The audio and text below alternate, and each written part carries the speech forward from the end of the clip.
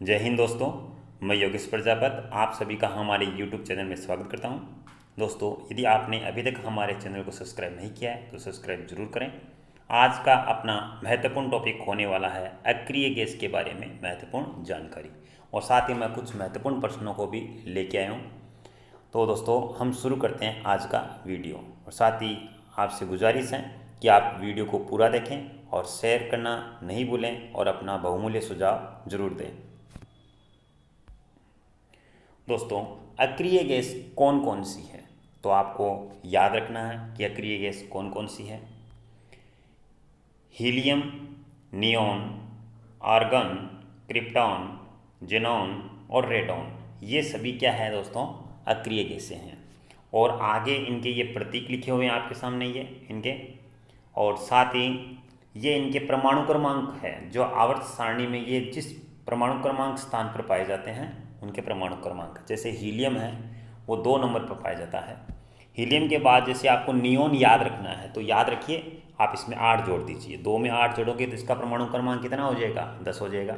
फिर 8 जोड़ दीजिए, फिर इसमें 18 हो जाएगा।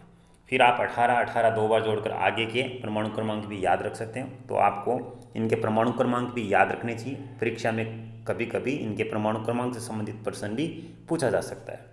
आगे चलते हैं दोस्तों।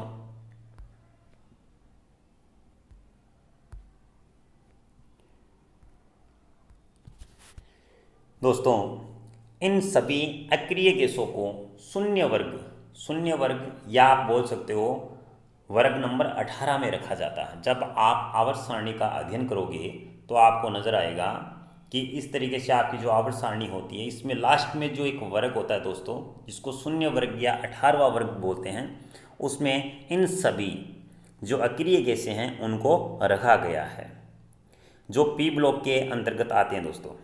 इसके बाद ये रासायनिक दृष्टि से निष्क्रिय होते हैं। क्या होते हैं? रासायनिक दृष्टि से ये सभी गैसें हैं वो क्या होती हैं, निष्क्रिय होती हैं। कारण क्या है दोस्तों?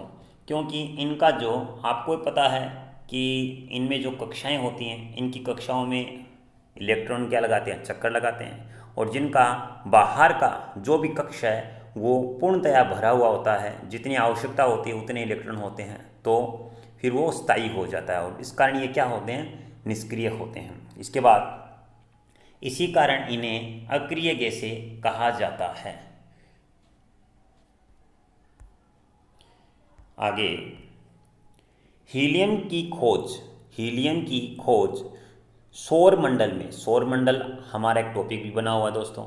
हमारा जो सौर मंडल है उसमें आपको पता है कि सबसे ज़्यादा पाए जाने वाली गैस कौन सी है, हाइड्रोजन है। सबसे ज़्यादा हाइड्रोजन है, उसके बाद हीलियम का नंबर आता है। तो याद रखना है, सौर मंडल की बात करते हैं जब हम हमारे वायुमंडल की बात नहीं कर रहे। वायुमंडल से संबंधित हो गया तो हमारी जैसे पृथ्वी से संबंधित हो गया, लगभग पृथ्वी का जो एक फिक्स दायरा है उसके अंदर जो गैसों का एक समूह है वायुमंडल हो गया। लेकिन यहाँ बात हो रही है सौर मंडल की। तो सौर मंडल में हीलियम की खोज का जो श्रेय है वो है लोकेयर व फ्रैंकलिन को जाता है दोस्तों। इसके बाद इसकी खोज का श्रेय, इनकी खोज किनकी, अक्रिय गैसें हैं, इनकी खोज का जो श्रेय जाता है वो है लोकेयर, रेमजे, रेले आदि को जाता है। यानी अक्रिय गैस की खोज का श्रेय किनको जाता है, इनको जाता है। और सौर मंडल में जो हीलियम की खोज की गई उसका श्रेय इनको जाता है। तो याद रखना दोस्तों। इसके बाद जो आप अक्रिय गैस के बारे में पढ़ रहे हो, इनके उपनाम क्या क्या आ सकते हैं, तो इनको हम क्या कहते हैं, दुर्लभ गैस भी कहते हैं। इसके बाद उत्कृष्ट गैस भी इनको कहा जाता है, अंग्रेजी में नोबल गैस आप इनको बोल सकते हो। ब्रह्मांड में सर्वाधिक अक्रिय तत्व कौन सा है, तो हीलियम है दोस्तों। ब्रह्मांड में सर्वाधिक है हाइड्रोजन और हीलियम। तो हाइड्रोजन तो अक्रिय में शामिल होता नहीं है, तो सर्वाधिक किसका नंबर आ गया, हीलियम का आ गया। तो ये बहुत ही महत्वपूर्ण प्रश्न आपका बनता है।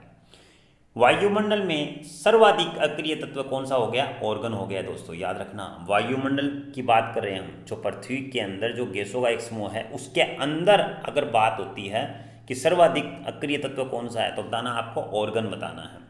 लेकिन जब ब्रह्मांड की बात होती है तो आपको क्या बताना है, हीलियम बताना है। यहां पर कंफ्यूजन मत नहीं होना है आपको। आगे दोस्तों, कौन सी गैस सर्वाधिक यौगिक बना सकती है? यानी हम पढ़ रहे हैं कि जो अक्रिय गैस है, बात हो रही है यहाँ पर किसकी?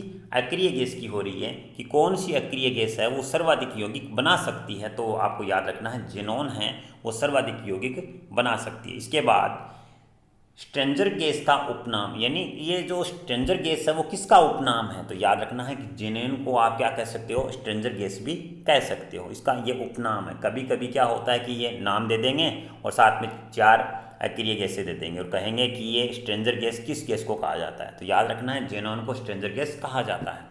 ट्यूबलाइट में कौन सी गैस होती है दोस्तों? तो याद रखना है ऑर्गन होती है और पारे की वाष्प होती है ट्यूबलाइट में। इसके बाद विद्युत जो बल्ब होता है उसके अंदर कौन कौन सी गैस हो सकती है? तो याद रखना है ऑर्गन, नाइट्रोजन। किस ताप पर गैस का आयतन शून्य हो जाता है? किस ताप पर गैसों का आयतन क्या हो जाता है? शून्य हो जाता है। तो याद रखना है परम शून्य ताप पर। परम शून्य ताप कौन सा होता है?